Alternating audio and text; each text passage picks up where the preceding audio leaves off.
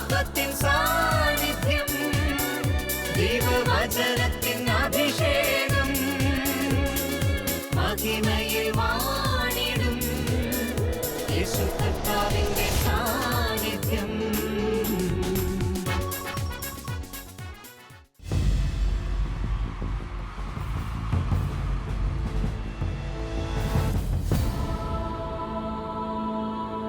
നിൻ വചനം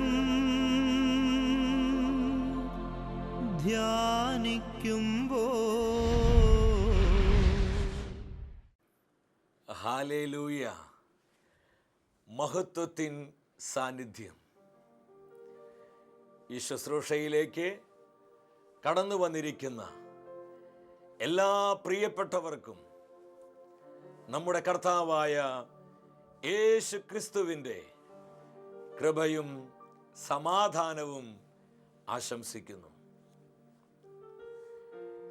23-ാം സങ്കീർത്തനം 5-ാം തിരുവാക്യം. എൻ്റെ ശിരസ് തൈലം കൊണ്ട് അഭിഷേകം ചെയ്യുന്നു, എൻ്റെ പാനപാത്രം കവിഞ്ഞൊഴുകുന്നു. സങ്കീർത്തകനായ ദാവീദ് തൻ്റെ ജീവിതത്തിൽ താൻ അനുഭവിച്ചറിഞ്ഞ ദൈവപ്രവൃത്തി നമ്മോട് പങ്കുവയ്ക്കുകയാണ്. എൻ്റെ ദൈവം എൻ്റെ ശിരസ് തൈലം കൊണ്ട് അഭിഷേകം ചെയ്തു, എൻ്റെ പാനപാത്രം കവിഞ്ഞൊഴുകുന്നു. പ്രിയ സഹോദര സഹോദരി, കവിഞ്ഞൊഴുകുന്ന അനുഗ്രഹത്തിലേക്കാണ് ഇന്നത്തെ ശുശ്രൂഷയിലൂടെ ദൈവത്തിന്റെ പരിശുദ്ധാത്മാവ് നമ്മെ കൂട്ടിക്കൊണ്ടുവന്നിരിക്കുന്നത്. ഇത് ദൈവാനുഗ്രഹത്തിന്റെ സമയമാണ്. അനേകം ആയിരങ്ങളിലേക്ക് അനുഗ്രഹത്തിന്റെ നദിയായി, സൗഖ്യത്തിന്റെ അഭിഷേകമായി, ജീവന്റെ സമൃദ്ധിയായി, വചനത്തിന്റെ പെരുമഴയായി പരിശുദ്ധാത്മാവ് ഒഴുകപ്പെടുന്ന സമയം. സ്വർഗം നൽകുന്ന ഈ കൃപകളെ സ്വീകരിച്ചുകൊണ്ട് ഇന്നത്തെ ശുശ്രൂഷകളിലേക്ക് നമുക്ക് പ്രവേശിക്കാം. ഒരു നിമിഷം ദൈവസന്നിധിയിൽ എല്ലാവരും എഴുന്നേറ്റ് നിൽക്കുന്നു. എല്ലാവരും സ്നേഹത്തോടെ എഴുന്നേറ്റ് നിൽക്കുക. നിങ്ങളായിരിക്കുന്നിടത്ത് വലത് കരം സ്വർഗത്തിലേക്ക് ഉയർത്തിപ്പിടിക്കുന്നു. നമ്മുടെ കുടുംബങ്ങൾ പരിശുദ്ധാത്മാവിൽ നിറയാൻ, നമ്മുടെ കുഞ്ഞുങ്ങൾ അഭിഷേകത്തിന്റെ തീക്കാറ്റുകളായി മാറുവാൻ, നമ്മുടെ തലമുറകളിലേക്ക് ദൈവത്തിന്റെ അഭിഷേകം ഒഴുകപ്പെടുവാൻ, വിവിധങ്ങളായ നമ്മുടെ നിയോഗങ്ങളും ആവശ്യങ്ങളും പരിശുദ്ധാത്മാവിന്റെ അഭിഷേകത്താൽ പൂരിതമാകുവാൻ സ്വരമുയർത്തി പ്രാർത്ഥിക്കുന്നു. കർത്താവിന്റെ അഭിഷേകമേ, പതിനായിരങ്ങളെ ഉണർത്തണമേ. കർത്താവിന്റെ സാന്നിധ്യമേ, ഞങ്ങളെ പ്രകാശിപ്പിക്കണമേ. കർത്താവിന്റെ തിരുച്ചോരയെ ഞങ്ങളെ കുടുംബങ്ങളെ കഴുകണമേ. കർത്താവിന്റെ തേജസ്സേ ദേശാന്തരങ്ങളെ ജ്വലിപ്പിക്കണമേ. കർത്താവിന്റെ ആത്മാവേ ഞങ്ങളുടെ സമൂഹങ്ങളെ ഉണർത്തണമേ. Hallelujah, hallelujah. കരങ്ങൾ അടിച്ച് പരിശുദ്ധാത്മാവിൽ നിറഞ്ഞ് ഉന്നതമായ അഭിഷേകത്തിന് വേണ്ടി നമ്മൾ പ്രാർത്ഥിക്കുകയാണ്. പതിനായിരങ്ങളിലേക്ക് കർത്താവ് തന്റെ കരം നീട്ടുകയാണ്. പ്രിയപ്പെട്ടവരെ, ഹൃദയം തുറന്ന് ആഗ്രഹത്തോടെ പാടി പ്രാർത്ഥിക്കുക. കർത്താവേ, ഒരു പുത്തൻ അഭിഷേകം, പുതിയ കൃപ, പുതിയ ശക്തി എനിക്ക് നൽകണമേ, എന്റെ കുടുംബത്തിലേക്ക് പകരണമേ. ഈ ആഗ്രഹത്തോടെ നമ്മൾ പാടി ആരാധിക്കുന്നു. ഈശോയേ, അഭിഷേകം, അഭിഷേകം, പരിശുദ്ധാത്മാവിന്റെ അഭിഷേകം. എത്ര പേര് അഭിഷേകത്തിന് വേണ്ടി ആഗ്രഹിക്കുന്നു? എങ്കിൽ ഉള്ളു തുറന്ന് പാടി പ്രാർത്ഥിച്ചേ. അന്ത്യകാലത്ത് സർവജനത്തിന്മേലും പരിശുദ്ധാത്മാവിന്റെ അഭിഷേകം. ഹല്ലേലൂയ. കർത്താവേ, നിന്റെ ജനത്തിന്റെ മേൽ പകരുക. ശക്തമായ ആത്മപകർച്ച ഉണ്ടാകട്ടെ. അഭിഷേകം, അഭിഷേകം, പരിശുദ്ധാത്മാവിന്റെ അഭിഷേകം. ഹല്ലേലൂയ. പകരുക പകരുക കർത്താവേ. ഇരുവശങ്ങളിൽ കരം കാണിച്ച് hallelujah hallelujah hallelujah hallelujah hallelujah. കർത്താവിന്റെ ആത്മാവേ കത്തി പടരണമേ. അഭിഷേകം നൽകണമേ, അഭിഷേകം നൽകണമേ, അഭിഷേകം നൽകണമേ, വരദാനങ്ങൾ ചൊരിയണമേ. കരങ്ങൾ താഴ്ത്തിയടിച്ച് ശക്തിയോടെ അഭിഷേകം അഭിഷേകം പരിശുദ്ധാത്മാവിന്റെ അഭിഷേകം അഭിഷേകം അഭിഷേകം. എല്ലാവരും ചേർന്ന് പാടുകേ. പരിശുദ്ധാത്മാവിന്റെ പരിശുദ്ധാത്മാവിന്റെ അഭിഷേകം. വരിക വരിക പരിശുദ്ധാത്മാവേ, പരിശുദ്ധാത്മാവിന്റെ അഭിഷേകം. ഇരു കരങ്ങളും സ്വർഗത്തിലേക്ക് ഉയർത്തി നമ്മെ അനുഗ്രഹിക്കുന്ന, നമ്മെ സുഖപ്പെടുത്തുന്ന, നമ്മെ അഭിഷേകത്തിൽ ഉണർത്തുന്ന പരിശുദ്ധാത്മാവിനെ വിളിച്ച് സ്തുതിച്ചു പ്രാർത്ഥിക്കുന്നു. Hallelujah hallelujah hallelujah. ദൈവത്തിന്റെ പരിശുദ്ധാത്മാവേ, ജനലക്ഷങ്ങളിലേക്ക് അഭിഷേകം തീയായി കത്തി പടരണമേ. Hallelujah hallelujah. പാപശക്തികളെ തകർക്കണമേ, രോഗക്കെട്ടുകളെ പൊട്ടിക്കണമേ, ശാപമുഖങ്ങളെ ഒടിക്കണമേ, സാത്താൻ അടിസ്ഥാനങ്ങളെ ഛിന്നഭിന്നമാക്കണമേ. പതിനായിരങ്ങളിൽ നിറയുക നിറയുക പരിശുദ്ധാത്മാവേ. ഞങ്ങളുടെ കുടുംബങ്ങളെ ഉണർത്തുക. ഞങ്ങളുടെ കുടുംബങ്ങൾ നേരിടുന്ന തകർച്ചകളിലേക്ക്, ദുരിതങ്ങളിലേക്ക്, പരാജയങ്ങളിലേക്ക്, വിട്ടുമാറാത്ത ദുരന്തങ്ങളിലേക്ക് വിടുവിക്കുന്ന ആത്മാവായി, സൗഖ്യത്തിന്റെ കൃപയായി ഒഴുകിയിറങ്ങണമേ. സകല കെട്ടുകളും അഴിഞ്ഞു മാറട്ടെ.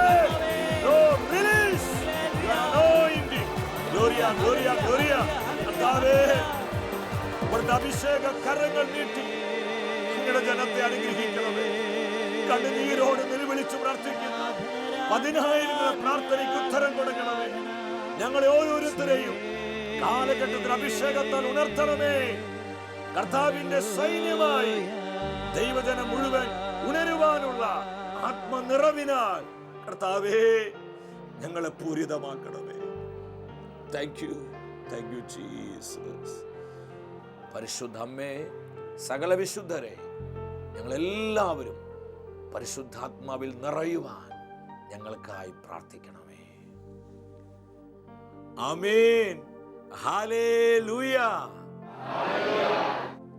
പ്രിയ ദൈവമക്കളെ, നമ്മെ അഭിഷേകം ചെയ്യുന്ന കർത്താവിൻ്റെ വചനത്തിൻ്റെ മുൻപിൽ പ്രാർത്ഥനയോടെ ആയിരിക്കാം. ഇന്നത്തെ വചന ശുശ്രൂഷയിലൂടെ പരിശുദ്ധാത്മാവ് നമ്മെ പഠിപ്പിക്കുന്നത് അഭിഷേകം നമ്മെ ഉയർത്തുന്നു. അഭിഷേകം നമ്മെ ഉയർത്തുന്നു. 92-ാം സങ്കീർത്തനം 10-ാം തിരുവചനം. എന്നാൽ അവിടുന്ന് എൻ്റെ കൊമ്പ് കാട്ടുപോത്തിന്റെ കൊമ്പ് പോലെ ഉയർത്തി, അവിടുന്ന് എൻ്റെ മേൽ പുതിയ തൈലമൊഴിച്ചു. ഈ വചനത്തിലൂടെ ദൈവത്തിൻ്റെ ആത്മാവ് എന്താണ് നമ്മോട് സംസാരിക്കുന്നത്? അവിടുന്ന് എൻ്റെ മേൽ പുതിയ തൈലമൊഴിച്ചു, എൻ്റെ കൊമ്പ് കാട്ടുപോത്തിന്റെ കൊമ്പ് പോലെ ഉയർത്തി. സങ്കീർത്തകൻ ദൈവം തന്നെ ഉയർത്തിയ വഴിയെക്കുറിച്ച് നമ്മോട് പങ്കുവെക്കുകയാണ്. ഞാൻ ഉയർത്തപ്പെട്ടത് ദൈവത്തിൻ്റെ അഭിഷേകത്താലാണ്. ഒരു പുതിയ തൈലം എൻ്റെ മേൽ കർത്താവ് ഒഴിച്ചപ്പോൾ എൻ്റെ ജീവിതം കാട്ടുപോത്തിൻ്റെതുപോലെ കരുത്തു പ്രാപിച്ചു. അവിടുന്ന് എന്നെ അധികമായി ഉയർത്തി. ഇന്ന് അനേകർ വേദനയോടെ പറയാറുണ്ട്, ഞങ്ങളുടെ ജീവിതം പരാജയത്തിലാണ്, എന്ത് ചെയ്താലും ഒന്നിലും ഉയർച്ച പ്രാപിക്കാൻ കഴിയുന്നില്ല. പഠനത്തിൽ പരാജയം, ജോലിയിൽ പരാജയം, ബിസിനസ്സിൽ പരാജയം, കുടുംബജീവിതത്തിൽ പരാജയം, ആത്മീയ ജീവിതത്തിലും പരാജയം. തൊടുന്നത് മുഴുവൻ പരാജയമായി മാറിയ പതിനായിരങ്ങൾ നമ്മുടെ മധ്യയുണ്ട്.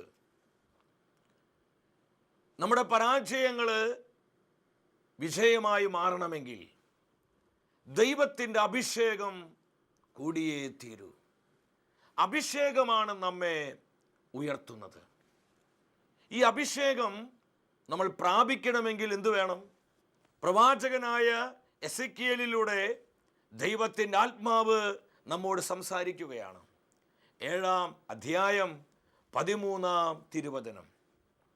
പാപത്തിൽ തുടരുന്ന ഒരു വ്യക്തിയിലും അഭിഷേകം നിലനിൽക്കുകയില്ല.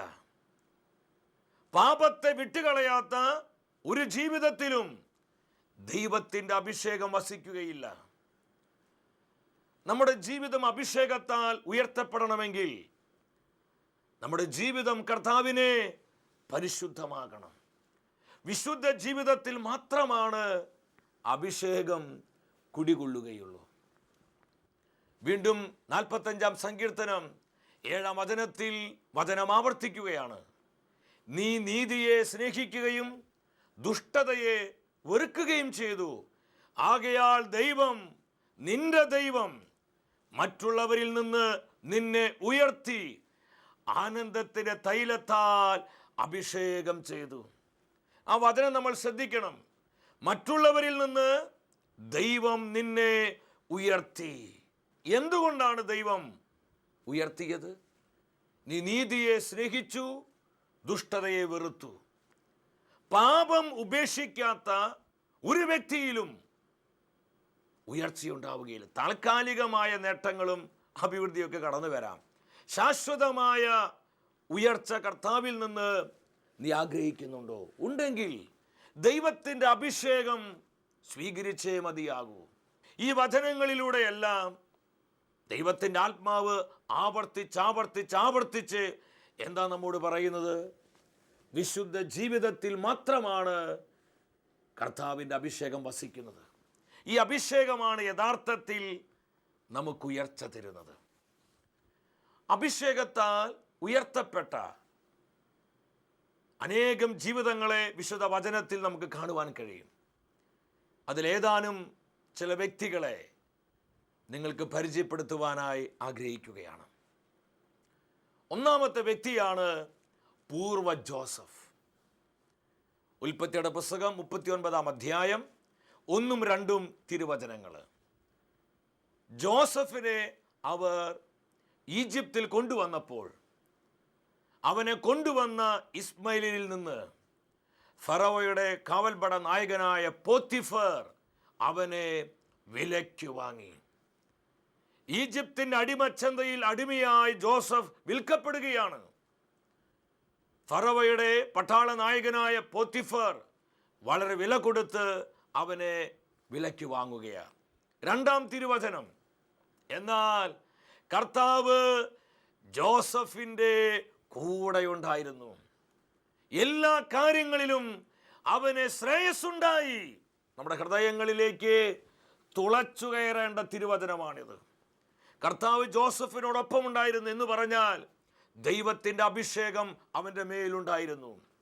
അവൻ്റെ മേൽ പകരപ്പെട്ട അഭിഷേകത്താൽ സകല കാര്യങ്ങളിലും അവന് ഉയർച്ചയുണ്ടായി. അവൻ ചെയ്തത് മുഴുവൻ കർത്താവ് അനുഗ്രഹിക്കുകയാണ്.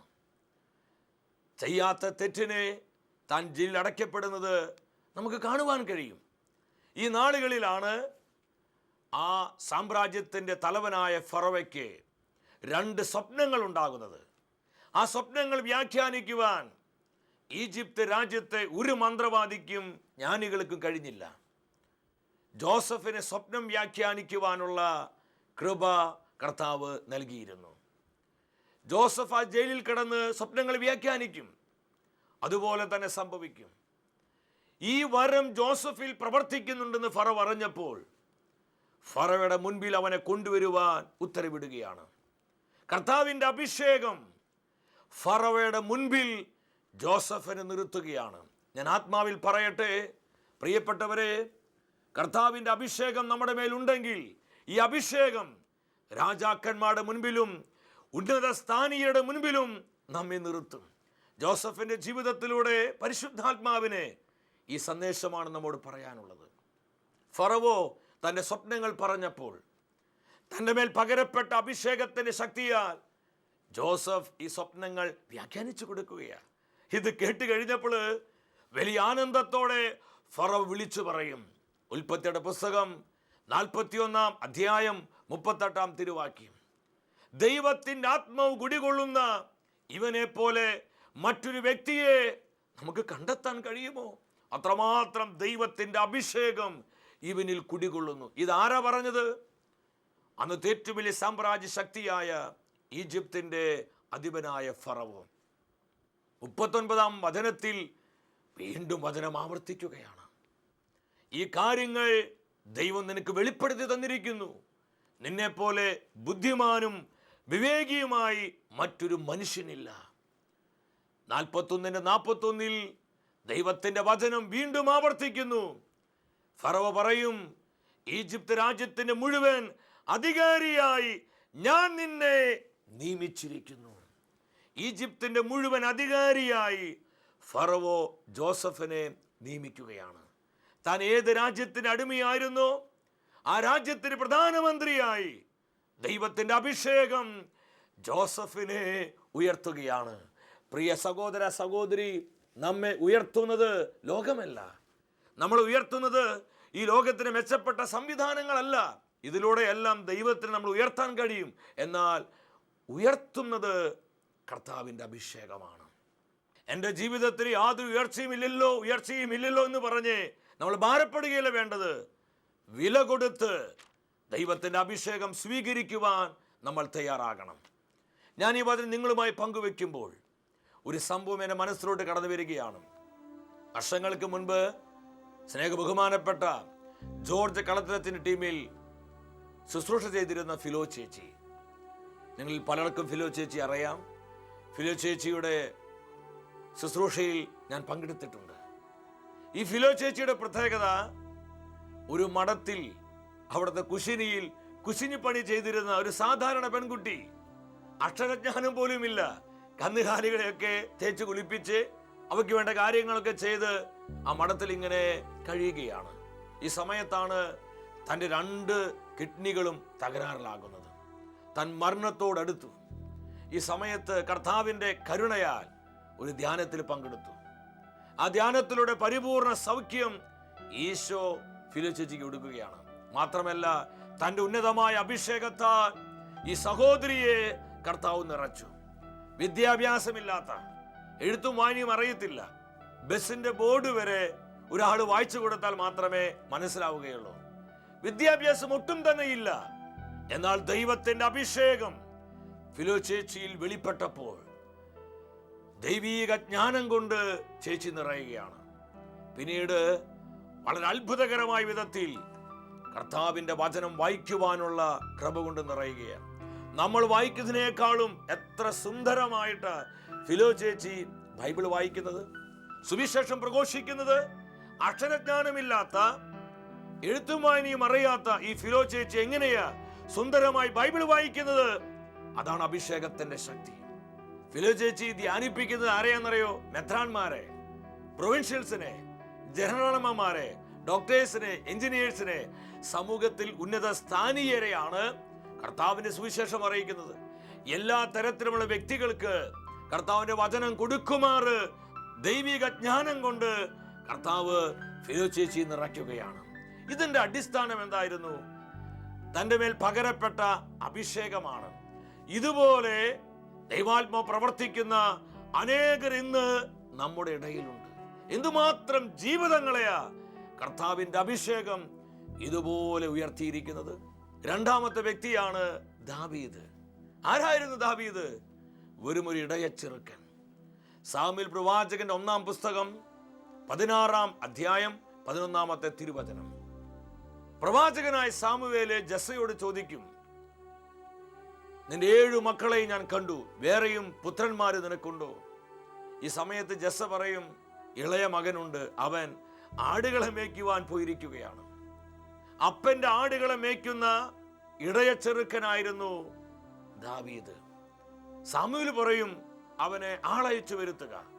ദാവീദ് അവിടെ കടന്നു വന്നപ്പോൾ കർത്താവ് പറഞ്ഞു, ഇവനെയാണ് ഞാൻ രാജാവായി തെരഞ്ഞെടുത്തിരിക്കുന്നത്, ഇവൻ അഭിഷേകം ചെയ്യുക.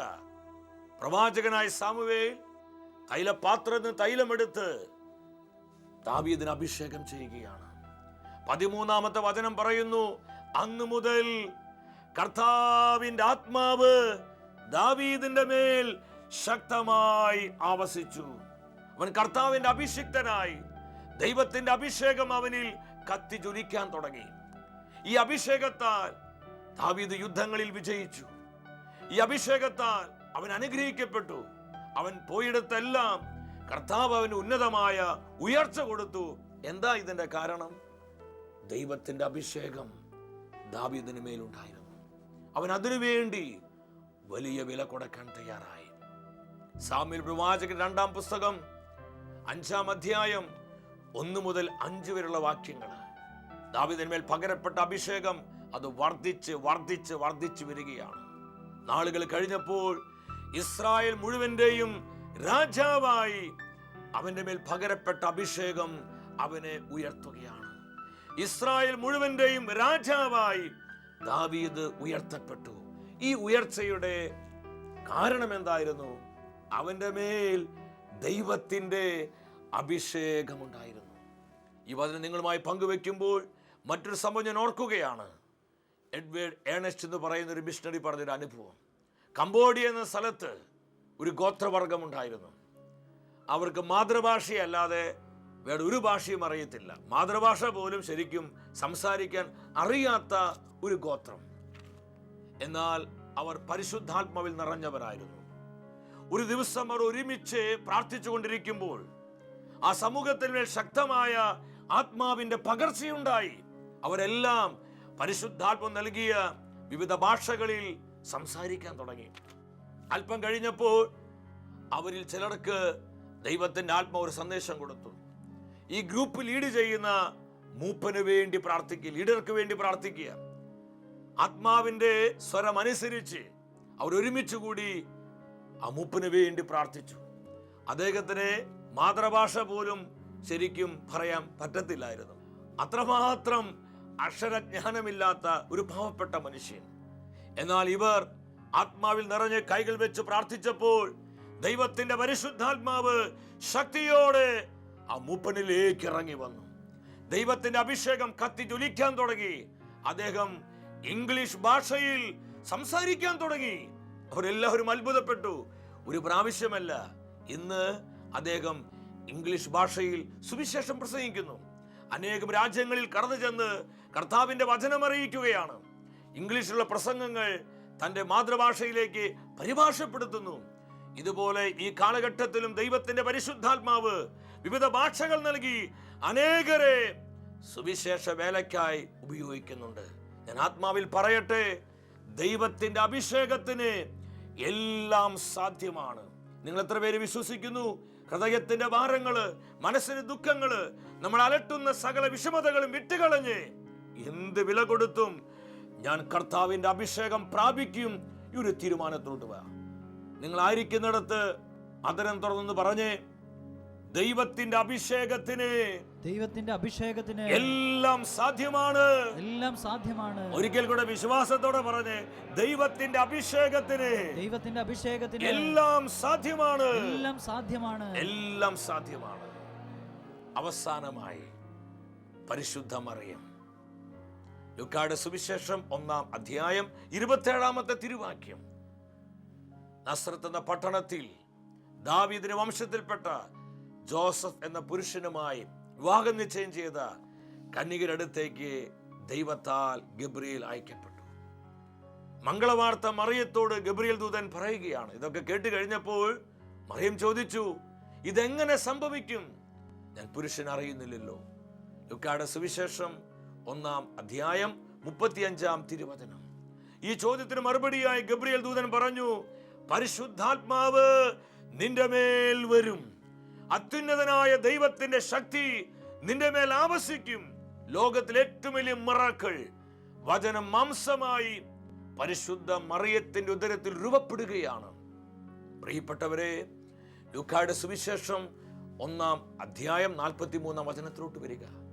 ആത്മാവിൽ നിറഞ്ഞ എലിസബത്ത് വിളിച്ചു പറഞ്ഞു, കർത്താവിന്റെ അമ്മ എൻ്റെ അടുത്ത് വരുവാൻ എന്ത് യോഗ്യതയാണ് എനിക്കുള്ളത്? കർത്താവിന്റെ അമ്മ. നസ്രത്ത് എന്ന പട്ടണത്തിൽ ഒരു സാധാരണ പെൺകുട്ടിയായി മറിയം ജീവിക്കുകയായിരുന്നു. എന്നാൽ കർത്താവിന്റെ അമ്മയായി അവൾ ഉയർത്തപ്പെടുകയാണ്. ഈ ഉയർച്ചയുടെ കാരണം എന്തായിരുന്നു? ദൈവത്തിന്റെ അഭിഷേകം പരിശുദ്ധ മറിയത്തിന് മേൽ വരികയാണ്. ഈ അഭിഷേകത്താൽ അവൾ ദൈവത്തിന്റെ അമ്മയായി ഉയർത്തപ്പെടുകയാണ്. പ്രിയ സഹോദര സഹോദരി, അഭിഷേകം നമ്മെ ഉയർത്തുന്നു. ഈ സത്യം തിരിച്ചറിഞ്ഞ് സകല പാപസുഖങ്ങളെ വിട്ടുകളഞ്ഞ് മുട്ടുമടക്കി കൈവിരിച്ച് നിലവിളിച്ചു പ്രാർത്ഥിക്കുക, കർത്താവേ, ഒരു പുതിയ അഭിഷേകം എനിക്ക് നൽകണമേ, എൻ്റെ കുടുംബത്തിന് നൽകണമേ, എൻ്റെ തലമുറകളിലേക്ക് നൽകണമേ, എൻ്റെ കുഞ്ഞുങ്ങൾക്ക് നൽകണമേ, എൻ്റെ ശുശ്രൂഷ മണ്ഡലങ്ങളിൽ, തൊഴിൽ മേഖലകളിൽ ഒരു പുത്തൻ അഭിഷേകം വെളിപ്പെടട്ടെ. ഈ ഒരു ആഗ്രഹത്തോടെ നമ്മൾ പ്രാർത്ഥിക്കുമ്പോൾ ദൈവത്തിന്റെ അഭിഷേകം നിന്റെ ജീവിതത്തിലേക്ക് വ്യാപരിക്കും. നമ്മൾ ആരും മറന്നു പോകരുത്, വിശുദ്ധ ജീവിതത്തിൽ മാത്രമാണ് അഭിഷേകം നിലനിൽക്കുകയുള്ളൂ. പാപത്തിൽ തുടരുന്ന ഒരു വ്യക്തിയിലും കർത്താവിന്റെ അഭിഷേകം വസിക്കുകയില്ല. ഈ ഒരു തിരിച്ചറിവോടെ കൂടുതലായി പ്രാർത്ഥിക്കുക. കുടുംബങ്ങൾ, ദേശദേശാന്തരങ്ങൾ, ലോകരാജ്യങ്ങൾ, പഞ്ചഭൂഖണ്ഡങ്ങൾ, നമ്മുടെ സമർപ്പിത സമൂഹങ്ങൾ, സഭയുടെ ഓരോ ശുശ്രൂഷയും പരിശുദ്ധാത്മാവിന്റെ അഭിഷേകത്താൽ നിറയുവാൻ, കത്തിജ്വലിക്കുവാൻ നമുക്ക് ഒരുമിച്ച് പ്രാർത്ഥിക്കാം. വ്യക്തിപരമായ നമ്മുടെ നിയോഗങ്ങളെയും സകല ആവശ്യങ്ങളെയും നമ്മെ ഓരോരുത്തരെയും കർത്താവ് സമൃദ്ധമായി അനുഗ്രഹിക്കട്ടെ. നിത്യസ്നേഹത്താൽ എന്നെ സ്നേഹിച്ചു, നിത്യസ്നേഹത്താൽ എന്നെ സ്നേഹിച്ചു. ആരാധനയുടെ നിമിഷം ഹൃദയങ്ങളും പരിശുദ്ധാത്മാവിനെ ഞങ്ങളുടെ മേൽ വർഷിക്കുന്ന പരിശുദ്ധ പരമ ദിവ്യകാരുണ്യ ഈശോയെ, ഏറെ വിശ്വാസത്തോടെ തിരുസന്നിധിയിൽ ഞങ്ങൾ കടന്നു വന്നിരിക്കുകയാണ്. ഇന്നത്തെ ശുശ്രൂഷയിലൂടെ പരിശുദ്ധാത്മാവ് നമ്മെ പഠിപ്പിച്ചു. അഭിഷേകം നമ്മെ വളർത്തുന്നു. പരിശുദ്ധാത്മ അഭിഷേകത്തിന് വേണ്ടി ഹൃദയനുറുക്കത്തോടെ നമ്മൾ പ്രാർത്ഥിക്കുകയാണ്. ഒരു കൊച്ചുകുഞ്ഞ് അമ്മിഞ്ഞ പാലിനു വേണ്ടി നിലവിളിക്കുന്നത് പോലെ, ദൈവത്തിന്റെ പരിശുദ്ധാത്മാവേ, എന്നെ അഭിഷേകം ചെയ്യണമേ, എൻ്റെ കുടുംബത്തെ അഭിഷേകം ചെയ്യണമേ, എൻ്റെ സമർപ്പിത ജീവിതത്തെ, എൻ്റെ ആരോഗ്യത്തെ, ശുശ്രൂഷയിൽ പരിശുദ്ധാത്മാവിന്റെ സാന്നിധ്യത്തെ ശക്തിപ്പെടുത്തണമേ. എൻ്റെ കൂട്ടായ്മയിൽ, എൻ്റെ തൊഴിൽ മേഖലകളിൽ, എൻ്റെ പ്രവർത്തന മണ്ഡലങ്ങളിലെല്ലാം ദൈവത്തിന്റെ അഭിഷേകം തീ പോലെ കത്തി പടരട്ടെ എന്ന് നിലവിളിച്ചു പ്രാർത്ഥിക്കുക. വിശ്വാസത്തോടെ കരങ്ങൾ ഉയർത്തി പരിശുദ്ധാത്മ അഭിഷേകത്തിനായി സ്തുതിച്ചു പ്രാർത്ഥിക്കുന്നു.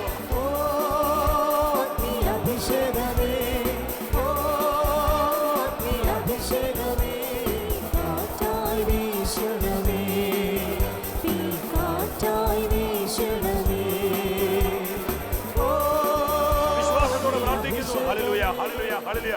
കർത്താവേ, ഞങ്ങൾ അഭിഷേകം ചെയ്യണമേ. പ്രാർത്ഥനയുടെ അഭിഷേകം നൽകണമേ, വിശുദ്ധിയുടെ അഭിഷേകം നൽകണമേ, വിശ്വാസത്തിന് അഭിഷേകം നൽകണമേ, അത്ഭുത രോഗശാന്തിയുടെ അഭിഷേകം നൽകണമേ, പ്രവചനങ്ങളുടെ അഭിഷേകം നൽകണമേ, പുതുഭാഷകളുടെ അഭിഷേകം നൽകണമേ, ആത്മാവിന്റെ ഫലങ്ങളുടെ അഭിഷേകം നൽകണമേ. പരിശുദ്ധാത്മന്റെ അഭിഷേകം തീയായി കത്തട്ടെ, ലോകം മുഴുവനിലും കത്തിപ്പടരട്ടെ. Hallelujah, hallelujah, hallelujah. ഈശോയെ നന്ദി. ഞങ്ങൾ അനുഗ്രഹിച്ച കൃപയ്ക്കായി, ഞങ്ങൾ അഭിഷേകം ചെയ്ത സ്നേഹത്തിനായി ഞങ്ങൾ നന്ദിയോടെ സ്തുതിക്കുന്നു. Thank you, thank you, thank you Jesus. അടുത്ത ആഴ്ചയിൽ ദൈവവചനത്തിൽ നമ്മൾ ധ്യാനിക്കുന്നത് കിരീടങ്ങളും പ്രതിഫലങ്ങളും. ഈ ശുശ്രൂഷയിലേക്ക് പ്രാർത്ഥിച്ചൊരുങ്ങി നമുക്കെല്ലാവർക്കും കടന്നു വരാം.